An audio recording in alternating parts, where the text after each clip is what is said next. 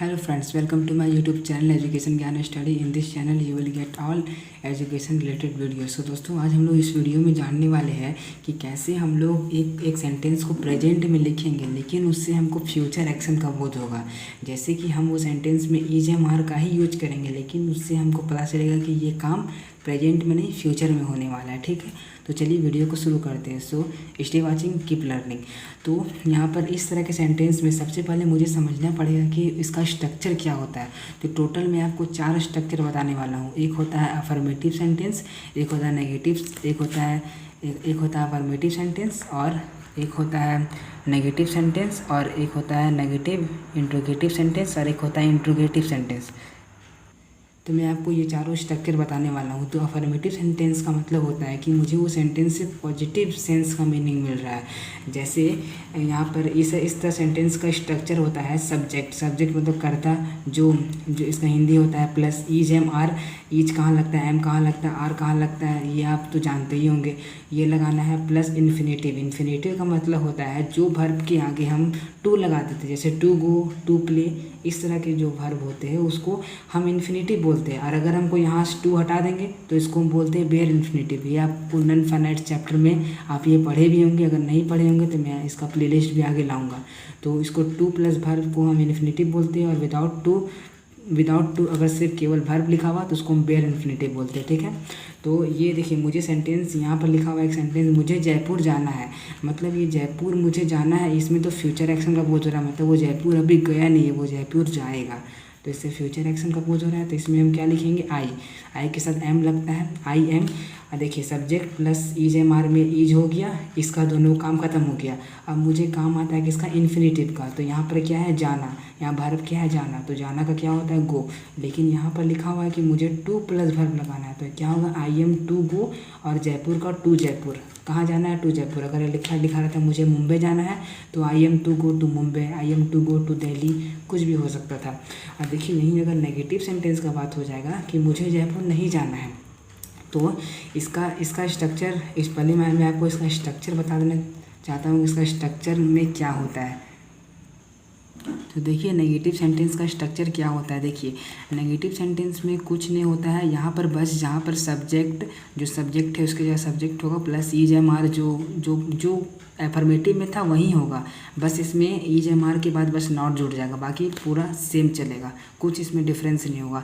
और negative sentence का मतलब क्या होता है, मुझे वो सेंटेंस से नेगेटिव सेंस मिलेगा, मतलब वो सेंटेंस के हिंदी वो जो सेंटेंस लिखा हुआ रहेगा जो हिंदी में, उसमें हमको नहीं वर्ड दिखेगा, मतलब नहीं हमको लिखा हुआ रहेगा उसमें, तो समझ जाइएगा वो नेगेटिव सेंटेंस है। तो उसको हम बनाएंगे, नेगेटिव सेंटेंस का जो स्ट्रक्चर होता है इंग्लिश में प्लस नॉट, उसमें हमको जोड़ना पड़ेगा। और इंट्रोगेटिव सेंटेंस का मतलब क्या होता है, जिसमें हमको मतलब कि इसमें इंट्रोगेटिव सेंटेंस हम करते क्या है कि उसमें सब्जेक्ट को हम बाद में कर देते हैं, और ये ईज एम आर जो वर्ब होता है वो सब्जेक्ट के पहले चला जाता है। देखिए ईज एम आर पहले आ जाता है और सब्जेक्ट आ जाता है बाद में, और प्लस जो का सो उसमें था वहीं सेम हो जाता है। और नेगेटिव इंट्रोगेटिव मतलब होता है कि वो नेगेटिव भी है और इंट्रोगेटिव भी है, दोनों इसमें कॉम्बिनेशन है।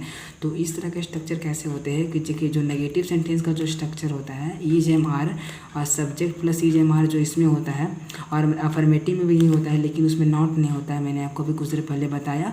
तो जो नेगेटिव सेंटेंस में जो subject plus is am are होता है, इसमें क्या होता है कि ये ईज एम आर पहले चला जाता है और सब्जेक्ट आता है बाद में, और जो का सो आगे जो है वो पूरा कॉमन रहता है, उसमें कोई चेंजिंग नहीं होता है। तो चलिए इससे कैसे हम सेंटेंस बनाते हैं वो हम देख लेते हैं।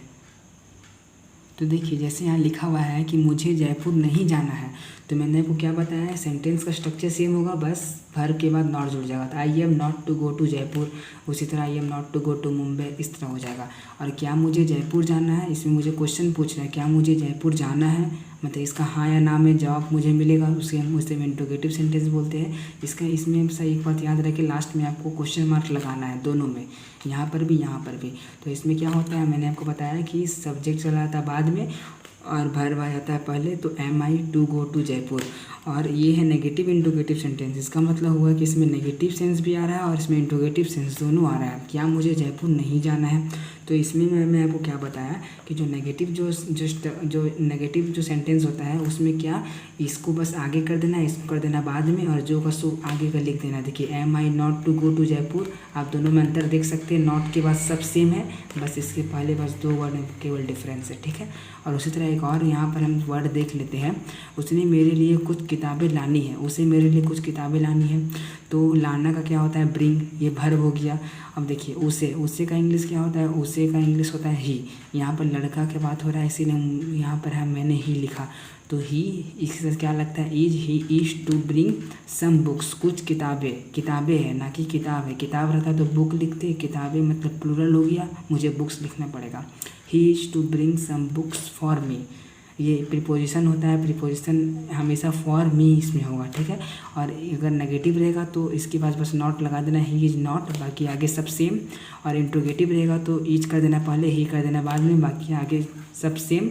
और अगर नेगेटिव इंट्रोगेटिव रहेगा तो उसमें जो नेगेटिव सेंटेंस, जिस तरह नेगेटिव सेंटेंस का स्ट्रक्चर बनता है उसमें ईज को आगे कर देना है, ही को बाद में कर देना है। देखिए ही बाद में हो गया, ईज आगे हो गया, बाकी आगे सब सेम, कुछ डिफरेंस नहीं होगा।